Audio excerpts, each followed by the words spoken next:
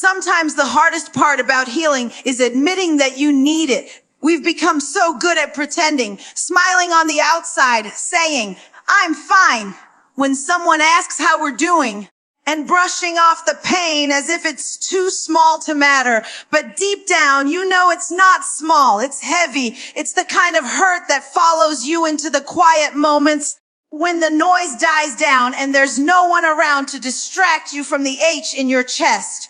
And the truth is, as long as you keep covering it up, you're giving that pain permission to stay. You don't have to be ashamed of feeling broken. Your tears are not a sign that you're weak. They're proof that you're human, that you loved, that you tried, that something mattered enough to touch your heart in the first place. We've been conditioned to think that strength means not crying, not feeling, not letting anyone see us vulnerable. But real strength is honesty. It's looking at yourself in the mirror and saying, "I'm not okay right now." And that's okay. The thing about God is, He's not afraid of your broken places. He doesn't flinch when you show Him the wounds. He's not disappointed when you bring Him your tears. He's not keeping a record of how many times you've fallen apart. In fact, He's been waiting for that moment when you stop holding it together for everyone else and let Him see the real you, the raw you, the you that's tired of pretending. You see, when we hide our pain, we're not protecting ourselves. We're delaying our healing, because God can't heal what you keep in the dark. He works in the light. He works in truth. And truth sometimes sounds like, "I'm hurt, God. I don't understand why this happened. I feel betrayed. I feel forgotten. I feel like my heart will never be whole again."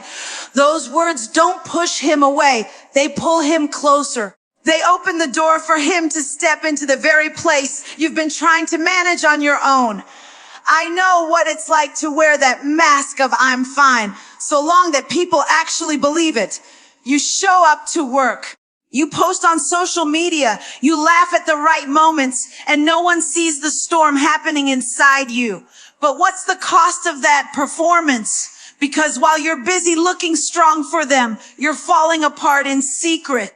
And the enemy loves that. He loves when you isolate your pain, because it's in isolation that hopelessness grows. But God says, "Come to me," not the polished, perfect, put together version of you. Come as you are. With the mascara streaked face, with the trembling hands, with the questions you don't have answers for. Come with the disappointment, the anger, the numbness. He can handle it. In fact, He's the only one who can take that kind of weight and turn it into something beautiful. The world will tell you to distract yourself, get busy, get over it, move on. But healing doesn't happen when you ignore what broke you. Healing starts when you acknowledge it, when you look God in the eye of your spirit and say, "Here it is, all of it, the pieces, the memories, the fear, the guilt, the anger. I don't even know how to put it back together, but I trust you with it."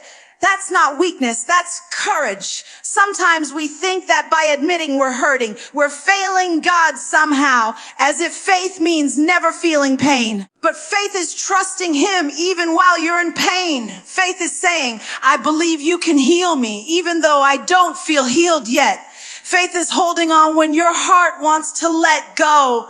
And here's the truth. You don't have to have it all figured out to come to Him.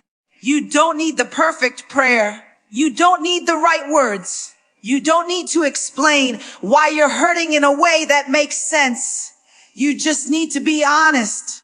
Because honesty is the doorway to healing. It's the bridge between where you are and where God is trying to take you. So stop shoving your emotions into the corners of your heart, thinking they'll just disappear over time. Time doesn't heal all wounds. God does. And He can only start the process when you're willing to uncover the wound and let Him see it. It's not about being dramatic. It's about being real. Because the sooner you stop hiding it, the sooner He can begin to heal it. So if you've been carrying pain in silence, I want you to know you don't have to anymore. You don't have to fake it one more day. You don't have to carry the weight of being strong for everybody else. You don't have to prove that you're unshakable. God's not impressed with your ability to pretend. He's moved by your willingness to surrender. Bring him your broken heart. Bring him your tears. Bring him the version of you that you think no one would understand, because that's the version he loves. That's the version he died for. And that's the version he's ready to heal starting right now. There's a truth I've learned about heartbreak. It has a way of making you feel like you're standing in the middle of an empty room, surrounded by the echo of what used to be. You replay moments, conversations, and choices over and over, trying to figure out where it all went wrong. And in that process, you can start to believe that your brokenness is the end of your story. But what if I told you that the wound you're carrying is not just pain, it's a doorway? What if the very thing that broke your heart is the thing that could lead you straight to the one who can make it whole again? We don't like to think of pain as an invitation. We see it as punishment, as something we have to endure until it passes. But heartbreak has a way of stripping away everything we thought we could depend on, until all we're left with is the raw truth: we cannot fix ourselves. We cannot carry the weight forever. And it's in that place where your own strength runs out that God whispers, "Come to me." I know that whisper is hard to hear when your world feels loud with disappointment and grief. It's not easy to see the beauty in something that hurts so deeply. But the thing about God is, he sees beyond the pain. While you're staring at the shattered pieces of your life, he sees the masterpiece they're about to become. And if you'll let him, he will use that wound to draw you closer to his heart than you've ever been. The truth is, heartbreak humbles us. It reminds us that we were never meant to do life without him. When you're in that place where the tears come without warning, when the weight on your chest feels too heavy to breathe under, you have a choice. You can either close your heart tighter and try to survive on your own, or you can open it and let him in. That opening might feel risky because trusting again, especially after being hurt, feels dangerous. But the difference is you're not trusting a person this time. You're trusting the one who created your heart in the first place. There's something powerful that happens when you bring your pain to God instead of hiding it from him. He doesn't just patch you up so you can go back to pretending you're fine. He reaches into the deepest parts of you, the places no one else even knows about, and he begins to restore you from the inside out. He doesn't just mend the surface, he redefines the structure so that you're stronger, softer, and wiser than before. And I get it. Part of you might be thinking, if he could heal me, why didn't he stop this from happening in the first place? That's a real question. And sometimes the answer is not about prevention. It's about transformation. If he never let you face the breaking, you'd never know the depth of his power to restore. You'd never see how he can take ashes and turn them into beauty. You'd never understand just how deeply he loves you, because you're whole, but because you're his. Your heartbreak can become your meeting place with God. It can be the place where you stop relying on what you thought you needed and start relying on the one you truly need. Sometimes he allows us to reach the end of ourselves so we can discover the beginning of him. And when you experience that kind of closeness, when you realize he's been with you in every tear, in every sleepless night, in every unanswered question, you begin to see that this wound isn't the end. It's a turning point. The enemy will try to convince you that this pain is proof God has abandoned you. But the truth is, your pain is proof that God is calling you, because he knows that if you bring it to him, it will not destroy you. It will rebuild you. You won't just survive this. You'll come out of it with a testimony. You'll come out of it with a deeper faith, a softer heart, and a clearer vision of who he is. It's hard to hand over your hurt when you don't know what the outcome will be.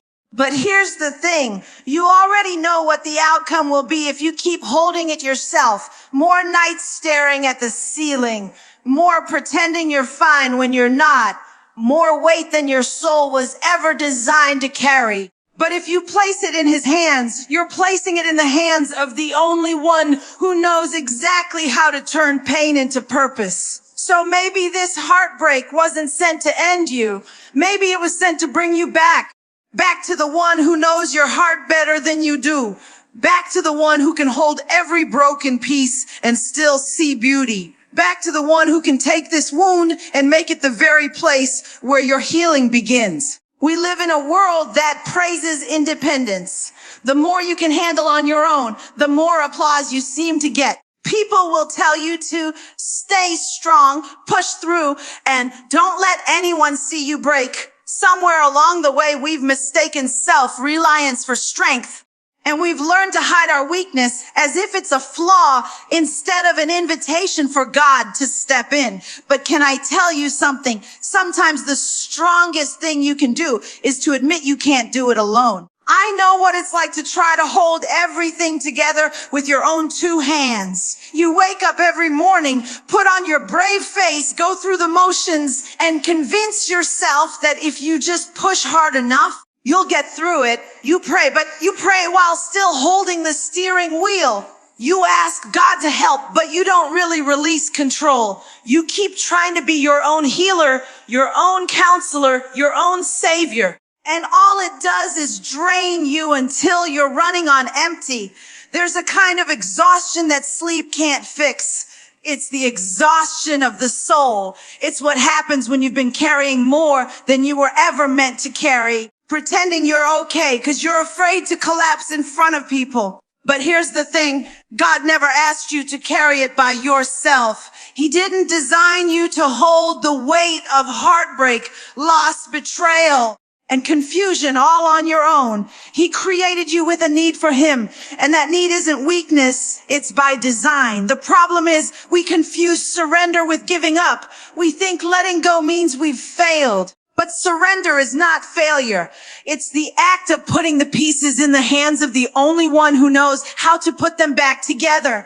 It's saying, God, I've reached my limit, but I believe you have none. I've run out of strength, but I believe you are my strength. That's not defeat. That's wisdom. When you try to fix yourself, you're working with limited vision. You only see the hurt, the brokenness, the mess right in front of you. But God sees the bigger picture. He sees the healing that's possible. He sees the future you can't imagine yet. And he knows how to take the very thing that's breaking you and use it as the foundation for the life he's building in you. It's okay to fall apart in his presence. In fact, that's where true rebuilding begins. You don't have to come to him polished and put together. He's not impressed with your ability to act like you're fine. He's moved by your willingness to be real with him. He wants the tears, the confusion, the raw questions, the moments you can barely get out the words. Because when you bring him that, you're giving him access to the real you, the one who needs him most. I think sometimes we're afraid that if we stop trying to fix it ourselves, nothing will happen. But the truth is the opposite is often true. It's when you stop striving in your own strength and start trusting in his that things begin to shift. Your heart starts to soften. The heaviness begins to lift.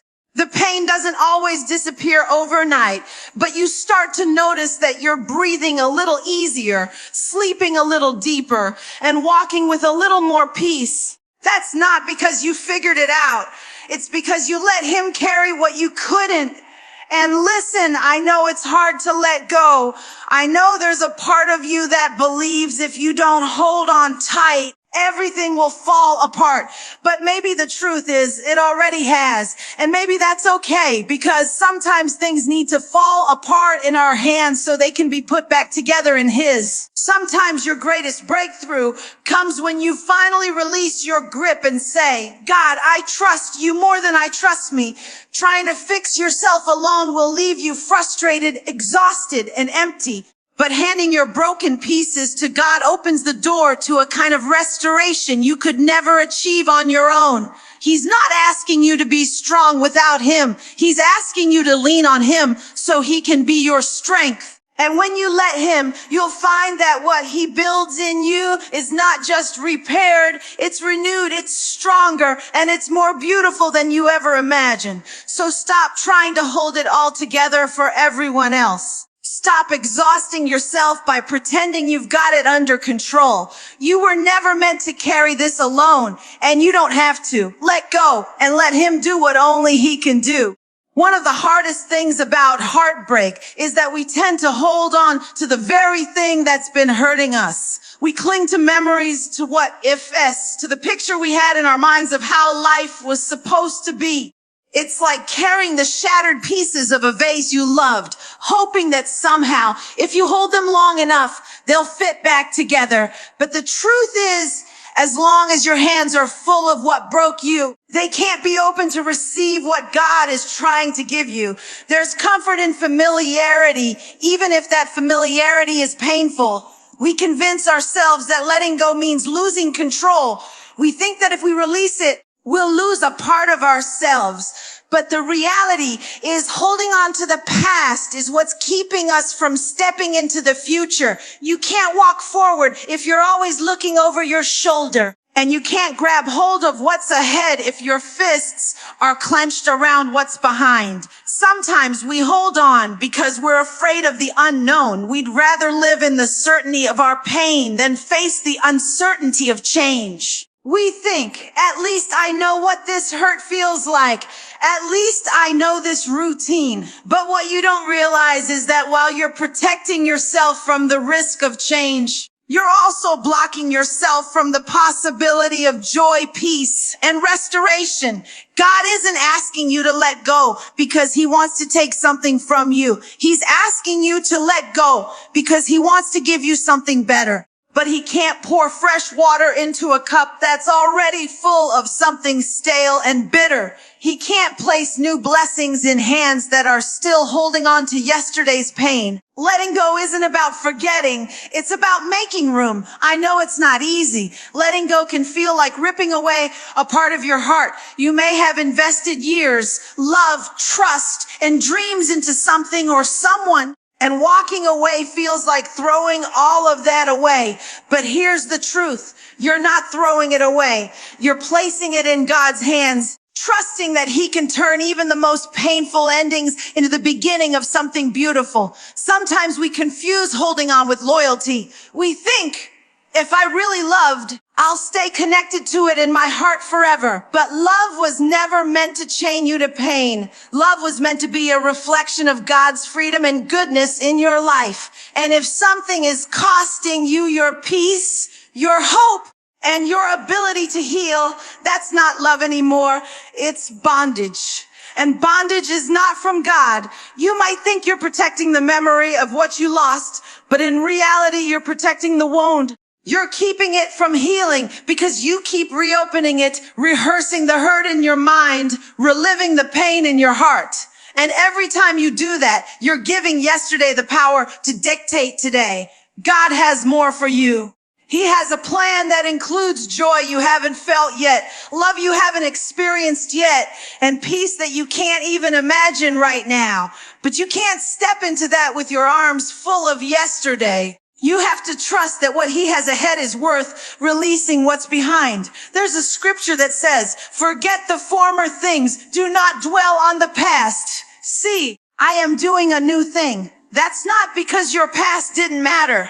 It's because your future matters more. It's because God knows that what he's building in you requires space. And space comes from releasing. Letting go is an act of faith. It's you saying, God, I trust that even if I can't see what's next, you can. I trust that even if it feels like loss right now, it will one day feel like freedom. I trust that even if this feels like the end, you are the God who writes new beginnings. And here's the thing. When you finally release it, you'll feel lighter. You'll realize that what you've been carrying was heavier than you thought. You'll begin to see that the very thing you were afraid to lose was the thing keeping you from everything you've been praying for. So if your hands are still gripping the shards of what broke you, I want you to hear this. You don't have to keep holding on. You don't have to keep protecting the pain. you can let it go. And when you do, you'll finally be able to open your hands, your heart, and your life to receive the good things God's been waiting to give you. We love the idea of instant healing. We want the moment we pray to be the moment we feel whole again. We want the pain to disappear overnight, for the broken pieces of our heart to snap back together as if nothing ever happened. But the reality is God's healing often comes in a process, not in a single moment. And that process can be frustrating when all you want is relief. There's something in us that resists waiting. We live in a world that moves fast. Instant messages, instant food, instant results. But the things that truly matter, the things that shape us at the deepest level, rarely happen instantly. They happen in stages, in seasons, in layers. And when it comes to your heart, God isn't just interested in making you feel better temporarily. He's committed to making you whole permanently. Sometimes we mistake the absence of instant change for the absence of progress. We think, if I'm still hurting, maybe nothing is happening. But healing is often invisible at first. It's like a wound beneath the surface. Before it can close on the outside, the tissue inside has to be restored. And if you rush that process, you risk reopening it. God is careful with your heart. He takes his time because he wants to make sure the restoration is complete. There will be days when you feel like you're going backward, when the memories come rushing in and you wonder if you'll ever be free from them. But just because the pain shows up again doesn't mean you failed. It means there's still a layer God is working on. It means he's not finished yet. Every layer he peels back is another opportunity for him to fill you with peace, strength, and resilience. We have to learn to trust him in the in-between. That's where faith is tested. Not when everything is broken and not when everything is fixed, but in the middle, when you're still waiting. That's the place where the enemy whispers, see, nothing's changing. You might as well give up. But that's also the place where God is teaching you to stand, to hold on, to believe even when you don't see the evidence yet. Think about it. If God healed everything instantly, we would miss the lessons hidden in the waiting. We wouldn't learn how to lean on him in the dark. We wouldn't discover the depths of his faithfulness when days feel long and nights feel endless. We wouldn't grow into the version of ourselves that can carry the blessings he's preparing for us. The process isn't just about the healing. It's about the becoming. There's a beauty in slow restoration because it forces you to walk closely with him. You find yourself depending on him daily, not just in a crisis moment. You start to see that his presence isn't just a lifeline. It's a constant source of strength. And in that process, your relationship with him deepens in ways it never could if everything was fixed in an instant. I know you might be tired of the process. I know there are days when you just want to wake up and feel like yourself again. But maybe God isn't trying to get you back to the old you. Maybe he's creating a new you, a stronger you, a wiser you, a you that knows how to stand even when life tries to knock you down again. The old you couldn't handle what's coming next.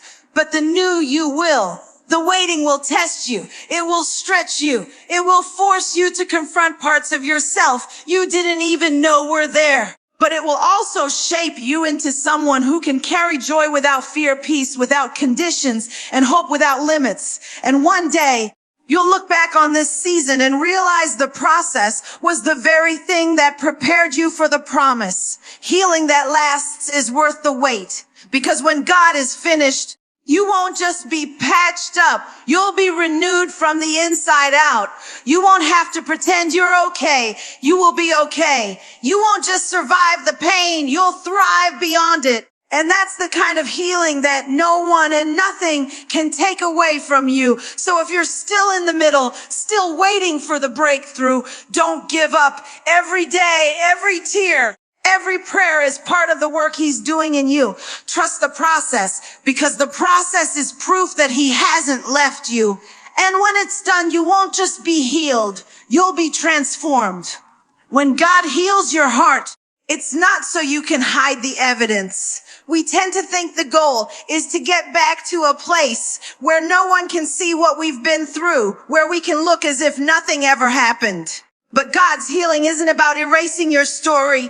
It's about redeeming it. He doesn't remove the scars. He transforms them into a testimony. And those scars have power, not because they show pain, but because they show survival.